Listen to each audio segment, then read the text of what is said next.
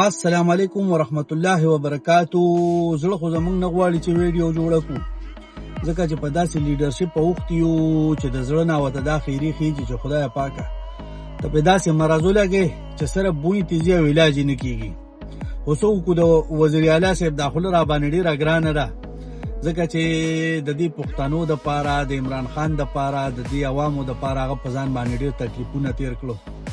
او بل زمونږ وزیر اعلی صاحب د یو داسې ځای نه راغلی سړی دی چې دا هغه ځای خلکو ته ریاست ډېر په سپک نظر ګوري، ټول عمر یې پرې بمبارۍ کړي دي، ټول عمر یې په دهشتګردو کې حساب کړي دي، ټول عمر یې د پاکستان چې څومره وخت وشو پای باندې ظلم چالو دی. نو موږ باندې دا وزیر اعلی صاحب ډېر زیات ګران دی. هغه وایي چې په 7 تاریخ باندې به په 12 بجې په پېښور کې منګه جلسه کوو، تاسو ټول پکې شریک شئ.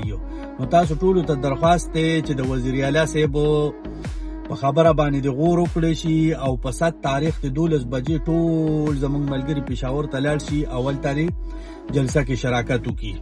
او دا کم د اوسانو چې احتجاج لنوتلي اډیاله ته، نو هغوی دې هم ورشي او ځان کې د لږ حیا پیدا کړي. صرف په ډوزو باندې نه کېږي چې تاسو پارلیمنټ ته راشئ پېښور او بس دا ډوزې وولئ. د ډوزمار بچو تاسو له دا اوټ موږ د ډوزو ویشتو دپاره درکړی دی. د اوسانو ستاسو نه خو قسم دی، هغه موږ چې ورته بیجبان وایو خواجه سرا ښه دي، د هغوی مشر سره خو د څوک وچېړي، هغوی بلکل لیوني کېږي، بیا په تاڼو باندې ورځي. او تاسو وروره بس تش خوراکونه کوئ، دوره سټونه خو غټ کړو، کونې خو غټې کړئ او سار یو دوره ډېرې وباسئ. خو بس څه وکړو، غلطي رانه شوې ده. انشاءالله تعالی را روان الیکشن کې به ګورو. السلام علیکم.